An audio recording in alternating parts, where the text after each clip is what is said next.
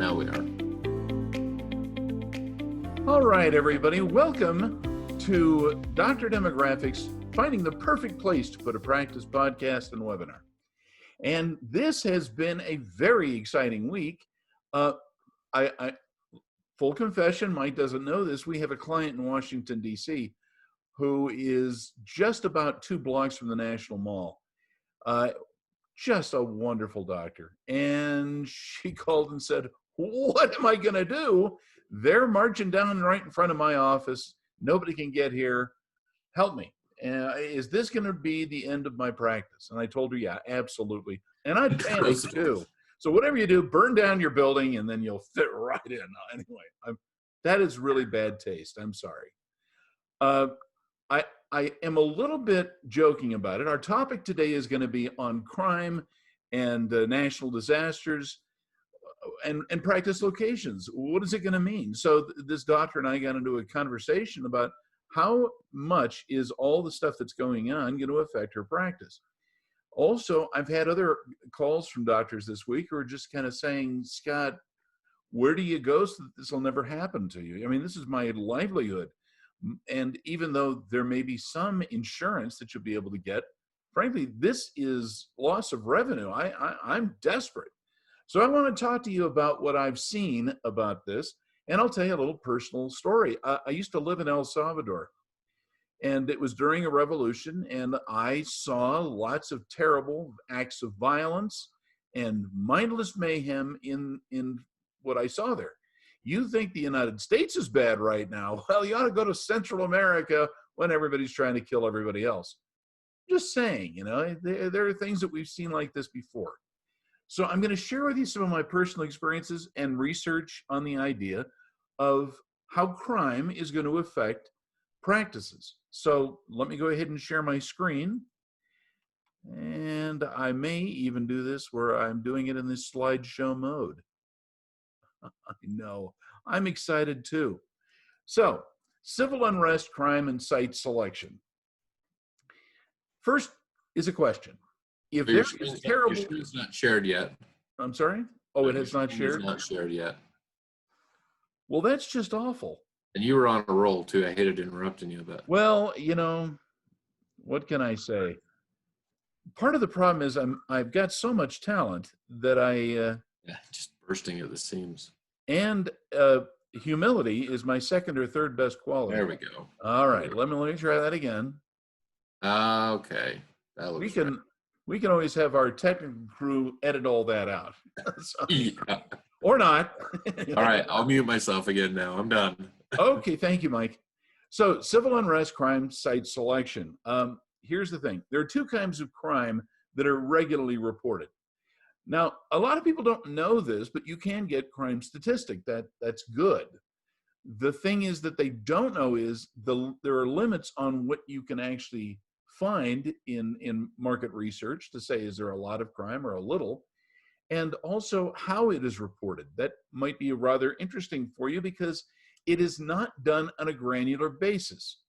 Now, there are crime statistics you can get that are, but that can be confusing. So let's just go into this. There are 2 primary crimes: crimes against property and crimes against people. Now, crimes against property would be damage to a building, break-ins, stuff like that. Crimes against people is much broader. That's where you're going to find larceny and rape, and someone will use foul language. And anyway, the point is, there's all kinds of things that are reported. Some of it is very appropriate to your office and to the risks that you're undertaking, and sometimes not. So let me get into this just a second. Crimes against property are very important, and some people don't recognize how important it is. Now, you may hear about somebody who was murdered on the next block up. I was doing a report on one place. It was in a residential neighborhood, and a very grisly murder had occurred. I mean, there was blood all over the place. Now, that is a crime that you may think, well, that's going to show up. Everybody's going to know about it. Reality is, a lot of times, the police and the reporting agencies like sheriff's departments don't always tell you where those crimes are. But when it comes against crimes against property, those things are harder to cover up. broken windows, for example, and damage to a building, a burned out buildings are obviously there. So here's the rule of thumb. Make sure that it's not visible. And the second thing is make sure it gets repaired fast. Now, you've heard of the broken windows syndrome, that if there are broken windows, unless they are repaired within 48 hours, it will become known as a crime area. That's why you got to fix that right away. If there a tagging occurs, somebody has written on a wall, you want to fix that right away. Whatever happens, and you got to call in a cleaning crew, let them come in and do it. Now, we had a situation in Salt Lake City in which people went through and spray painted the monuments downtown Salt Lake City. Well, people were not going to stand for that. The governor and the mayor of Salt Lake City made sure that within 12 hours, everything was wiped clean. You wouldn't even have known it. They had people who were volunteering. All the business owners in the area said, we'll come out and help you clean it up, because they know that a crime against property is going to really hurt them. But here's the thing about a crime against property. If it gets cleaned up quickly, people don't recognize it or they don't notice it. That is kind of a big deal. So time is of the essence. Signage is often the thing that is going to get tagged first, like a monument sign or a poster, something you have in your window. Someone will come by and spray it, some idiot. Those things absolutely need to get taken care of just as fast as a broken window. Because the expectation is those people who do those things are waiting and lurking, wanting to do it again. So you guys, you understand, if you see a property crime, you better report it as well, just as fast as possible. One of the nice things about having a practice site that is good, it's not that the site itself is magnificent, it's that your neighbors are magnificent. And so often, good neighbors in a business community, and this goes for professional practices as well, are the first people who will step up to the plate and want to help you. That's because it helps them. It also happens, for example, in healthcare practices that you'll have nitrous oxide or oxygen or other anesthesia that might be delivered by a delivery person that will go in a room that is separate from your office. You know, those places also need to be maintained, and if there's any damage there, boy, you jump right on that. If you leave that for 12 hours or more, you are going to invite more crime, but also the reputation of being a high crime area. Now, the other kinds of crime are crimes against people. They're not so obvious. Obviously, murder and rape is going to be a big deal, and people do talk, but the long-lasting effect is going to be more by reputation than by anything people see. I was invited in to figure out the impact of a murder-suicide that happened in a dental office in which the doctor was having an affair with a staff person. They had a little tussle, and he shot and killed her in the most gruesome way possible, caused damage within the building. Now, you may think, all right, well, they can just clean that up quickly. The problem is it was such a grisly crime that the reputation that this is a place that will have problems certainly stuck. Now, a reason I bring it up, you can fix the physical evidence, but when it comes to be a salacious crime against people, you're going to have a hard time trying to fix that. Therefore, you may have to actually move in the event that a crime is sufficiently noted that people are talking about it all the time. Now, in that particular case, the dental office had to close and it became a chiropractic office. Somehow it's okay now that it's chiropractic and not dental, but the type of practice went along with the type of crime. So just saying it's a real life thing. I unfortunately have a little more experience with these kinds of things because back in the day, I was the guy who handled the media for several dental associations. And when there was a murder or a suicide or something, they often called me to help figure out what to do with the media. And by the way, there are solutions. I'm not advertising this as a service, but frankly, if you guys ever know about something like that, you might want to call me. Now, The problem with reporting on crime is most often it's reported on a county basis. Now, if you look at the mega counties in Los Angeles of Orange County, Los Angeles County, San Bernardino, Riverside, San Diego, those are the five biggies. And they only get reported on a county basis. There's a lot of people, millions of people in these counties. Smaller counties like in Louisiana and some very small counties in Texas, the county and the city that they reside in aren't that different.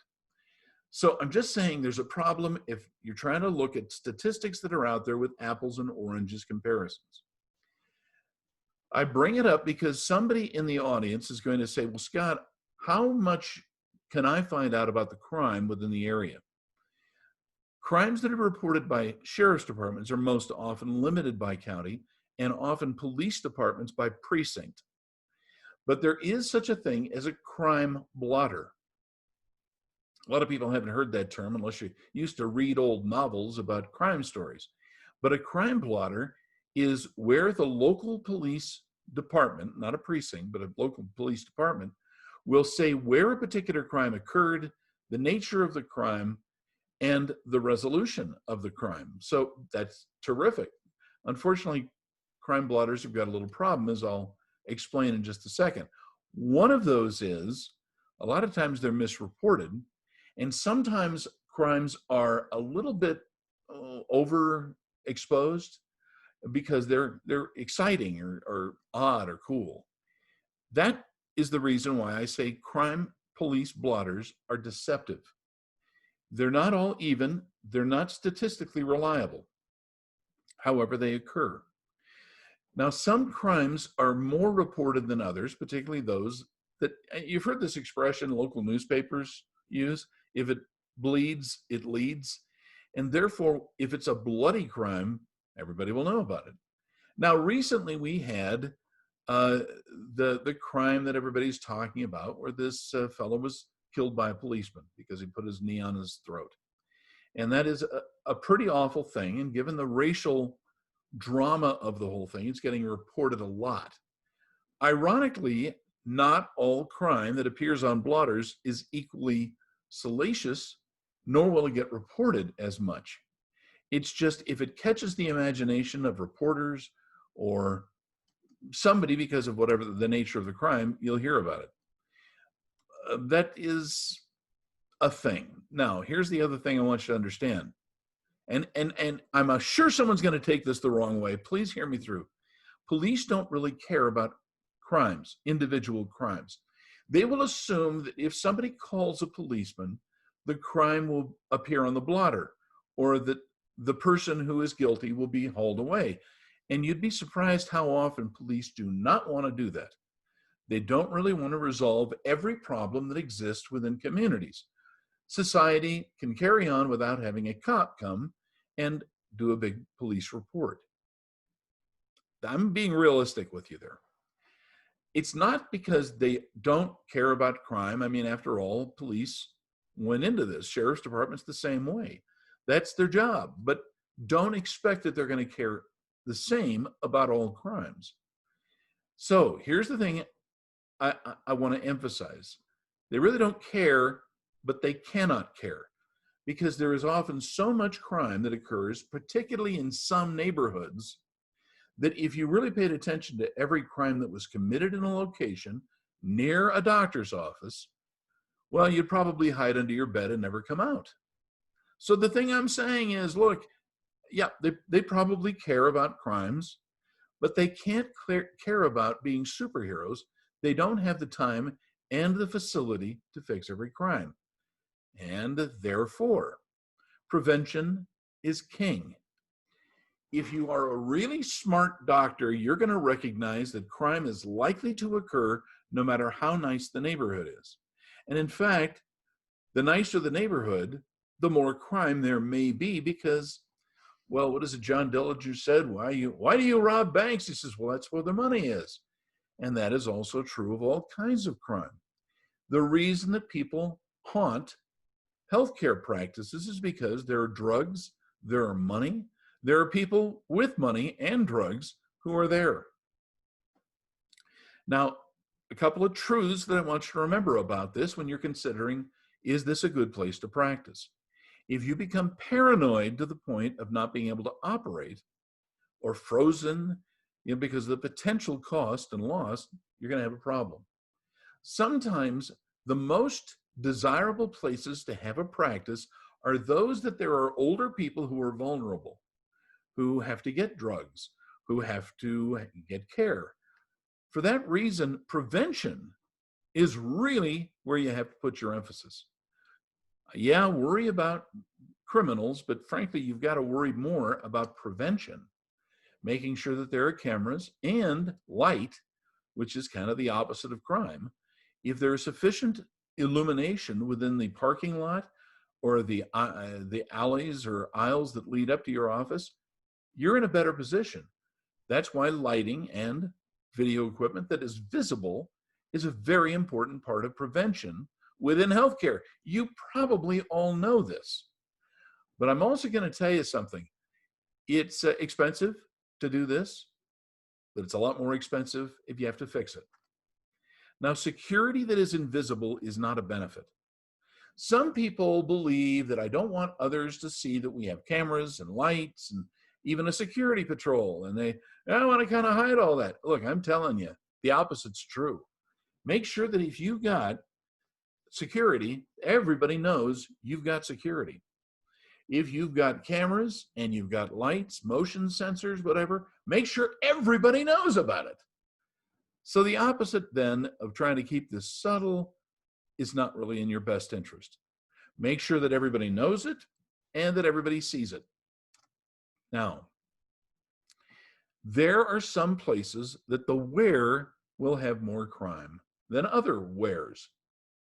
That is a fact, and I don't know if anybody really knows why. Malcolm Gladwell had a wonderful book called Talking to Strangers, in which crime statistics were explained and methodology for research was gone through.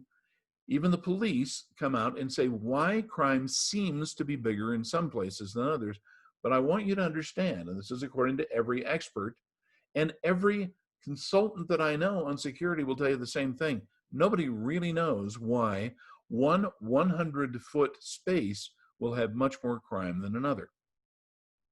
I don't know.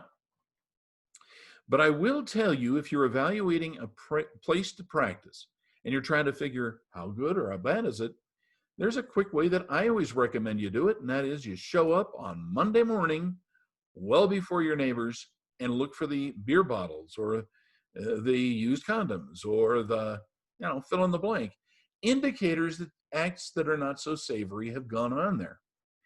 Though there are telltale signs to crime. And in almost every case in which I will review a location with a doctor to say, what's the crime look like here? You look at those hours of operation, usually after 5 a.m. until opening, and say, what do I see around here? Is there drug paraphernalia, needles, as I mentioned, bottles, and let's just say other things that say things aren't so savory here. Now, it doesn't necessarily mean that that is a terrible place to practice, because most crimes are done when there's not people there to witness those crimes. However, you'll also note that these are the best places to spend most on prevention. And motion sensors, lights, cameras, all those kinds of things, particularly big old visible locks, and even a security patrol will do a great deal to save your bacon in the end. Trust me, there is no way that you're ever going to be able to spend more on the prevention as you will on resolving what has been broken, stolen, or damaged. So I'm just telling you, that's where you put your money. Now, one of the things that you're going to note, as I mentioned, here's a little map, a crime map, that shows burglary in residences. The little red spots are where all of these crimes are likely to occur. Now, as I mentioned, you could say, well, why does it occur? And the answer is, I don't know. I could say that it's dark. I could say that there's poverty. I could say whatever. But here's the thing I want you to understand. Poverty in and of itself is not an indication that there's going to be crime. There are places that crime occurs more habitually. If we are looking for locations where larceny occurs or prostitution or anyway, I won't go into all the nature of the crimes, but I'll simply say there are places that it happens more often than not.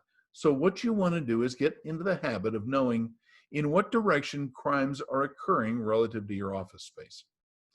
If you can also figure out, based upon blotter information, the time of day in which these crimes occur, you can often relate it to an employer or to the lifestyles of the people who live within the area. Not everything bad happens at night. Sometimes things happen during the day. But the point is, they tend to happen at the same times in different places. Do not ask me why. But as a demographer, I can tell you, the habits of the people who live and work in an area, they matter. And it matters a lot. So, going on, there are problems when it comes to the perception people have of crime. It's not really based upon facts. People don't read the blotters. They don't see the statistics, but they have a sense when they walk along a place that there is an intangible feeling that they get that there's more crime in the area. And the thing I always remind myself is, if you happen to be a lady who's over 65 years of age, your nose can smell crime. I don't know why, I don't know how, but they know vulnerable. So pay attention to those things about people's intangible feelings and their perceptions. If you don't do anything about it, the perceptions or feelings people have about an area being high in crime will increase. There are tolerances that fluctuate one way or another. And what I'm saying by that, tolerance is, crime isn't constant. It will come, it will go, it will be greater, it will be less. But there is a tendency for the fluctuations to be more narrow than you might otherwise think. A place that was bad 20 years ago may be just as bad today, and again, nobody can exactly tell you why. Often it's because of the kinds of people who live and work in that area. In this way, the fluctuations are important to note. And I just try to tell you, one of the things you're going to have to do at some time is get out and walk around a little bit. Every doctor should have their own monthly security check on their property. Do not assume the security company or the leasing agent or the management company will do that. Nobody's going to care about your property and your patients more than you. Now, crimes, in other words, the kinds of crimes, are not constant. And if you have a murder, which doesn't happen every day in some places, you'll get an idea that, all right, a murder occurred here. But it's more of the smaller crimes that are going to be what you have to kind of note. And by the way, places that there's a lot of theft and a lot of damage of property and threats to people often will lead to larger crimes. Just be aware that there is a tendency toward those things happening. But ultimately, the types of crimes shift a little. It's not the biggest ones that are the ones you have to worry about. It's the ones that are more constant. Now, incidentally, statistics show that a relatively small population of criminals are the ones who commit the crimes. Just going to say. I believe that private security can be wonderful, but it can also be a problem in itself. Because private security, when they announce, hey, I'm here, people know when they're coming, and they tend to time their crimes so that there's nobody looking. So it's an indication of when a property or people are more vulnerable. Private security is a good thing to have if you got a good reputable company. But if you don't have a reputable company, you're in trouble. Now, sometimes, especially if repeats occur, you're going to have to realize there's nothing you can do. It is not a thing you're going to break that habit. It's going to be a thing that occurs often. Evidence of crimes reinforces the perceptions. Now, as I mentioned, The liquor bottles that are found broken or whole that are in a parking lot in an area indicates there is stuff happening here. There are people hanging around who should not be hanging around. Don't ignore the evidence, is what I'm saying. Changes often reinforce the perceptions that things are getting better or things are getting worse. And you just recognize that every trend in crime statistics and actions are either getting better or they're getting worse. And you, doctor, have to know it. Now, I've run out of time, so here's the thing. I got so many people who are asking for our flash or the rush report that I'm going to extend it for another couple of weeks at least. Now, here's the deal. It's a full demographic report. It has demographics, psychographics, maps, competition, projections, drive time. You can even ask me about crime statistics if I can easily get that. Zip code and site analysis. You guys, these reports are very valuable and they're only $225. Please take advantage of them because when it ends, and it will end sometime soon, they're not going to be available again. We just can't afford to keep doing this. But because so many people are worried about what's going on in the United States with riots, pandemics, plagues, locusts, whatever, that I decided I would make sure that you had data so you could make good decisions.